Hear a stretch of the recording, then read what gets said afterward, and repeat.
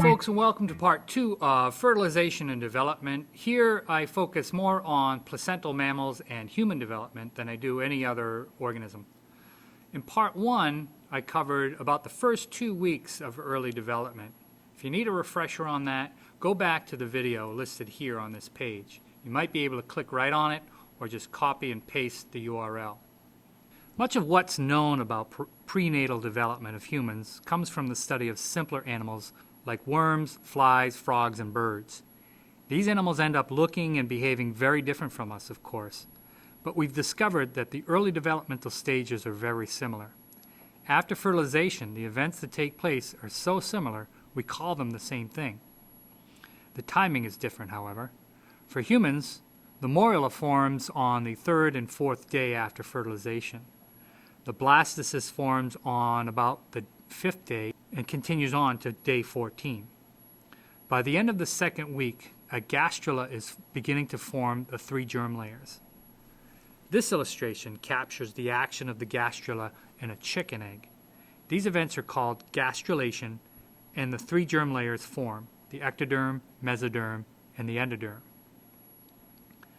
The process is very much the same in humans. The gastrula is the beginning of the embryonic stage, so we more often refer to this as the embryo. It will become the animal itself. Remember that at the same time the inner cell mass becomes the gastrula/embryo, the trophoblast cells secrete hormones and enzymes that form a layer of cells around the embryo called the chorion. The chorion grows projections into the endometrial lining of the uterus called chorionic villi. In mammals, this is established by the 4th week. Hormonal signals attract the growth of endometrial blood vessels from the mother's uterus. If this were a bird egg, the blood vessels would be connecting the embryo to the yolk sac for nutrition. You can see them by shining a bright light through the shell. This is called candling the egg. In placental mammals, a portion of the chorion becomes the all-important placenta. The blood of the embryo, and later the fetus, never mix with the mother's blood. But oxygen, nutrients, and waste diffuse passively, and some substances pass by active transport. The inner portion of the chorion becomes the amniotic sac. This is a fluid-filled membrane that grows with the baby. The fluid inside is called the amniotic fluid. Thanks to the animation provided here by the Howard Hughes Medical Institute, I'd like to share their awesome time-lapse of the events that form the later stages of the embryo. By the beginning of the 4th week of development, the flat embryonic disc has formed the 3 germ layers.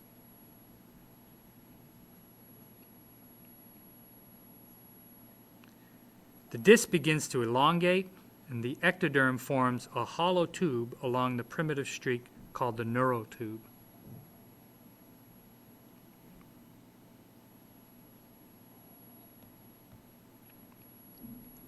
This will become the spinal cord.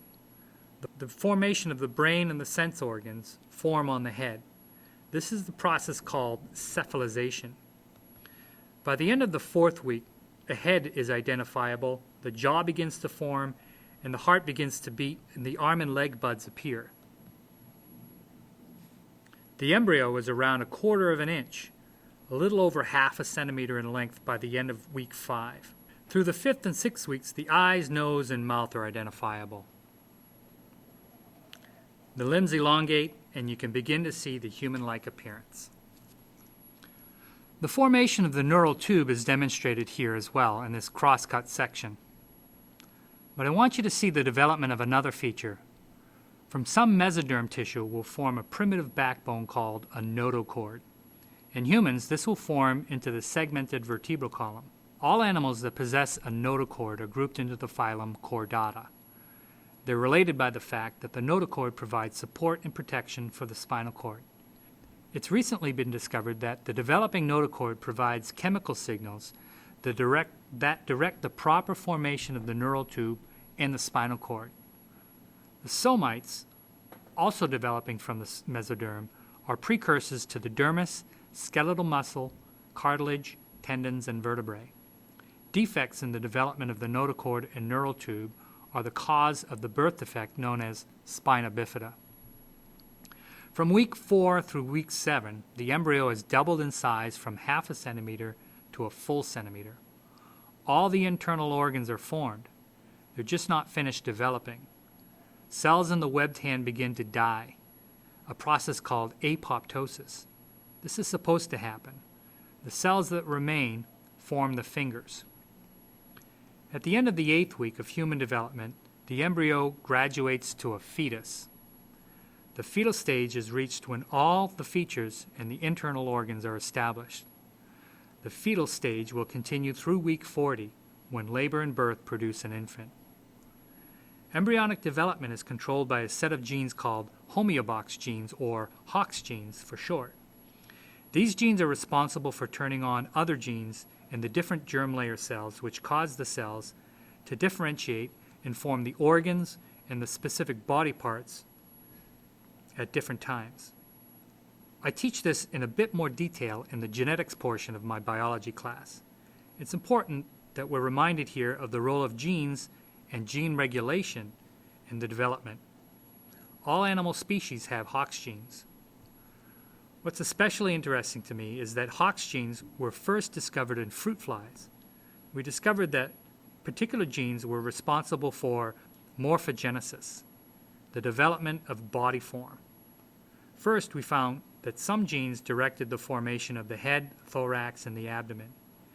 These genes act like conductors of a symphony, directing musicians to play their music at specific times. Experiments with specific Hox genes led us to the discovery that, at least in some species, these genes are completely interchangeable. If the Hox gene that directs head formation is removed, the head simply won't form. Geneticists have exchanged the Hox gene from a mouse responsible for head formation with the head-forming Hox gene in a fruit fly. The fruit fly head developed completely normally. Investigate on your own some of the interesting things geneticists have done using Hox genes. Back to the 8-week-old fetus. This 32-month fetal stage is marked by rapid stages of development of all those organs that were formed in the embryo. Body proportions and limbs grow longer.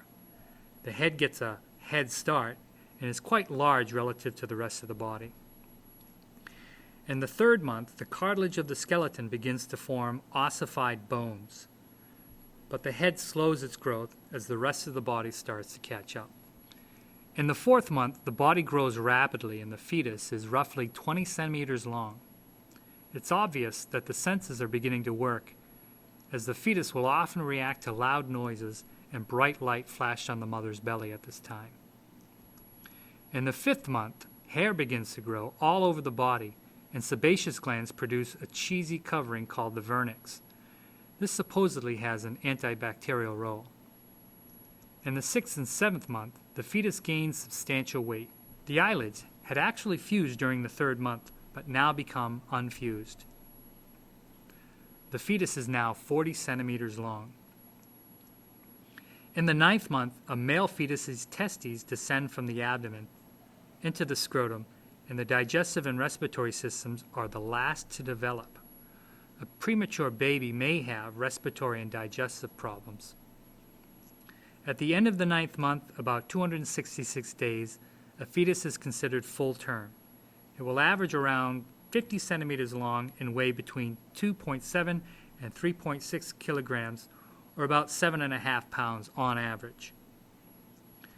You'll often hear the development process, pregnancy, divided into trimesters. These are the three-month divisions of pregnancy marked by significant changes in the fetus and the mother. Hormonal changes in the mother occur throughout the pregnancy. The placenta is responsible for most of the secretions of human chorionic gonadotropin, estrogen, and progesterone. Estrogen is associated with fetal well-being. An increase in human chorionic gonadotropin maintains progesterone production, first by the corpus luteum and later by the placenta.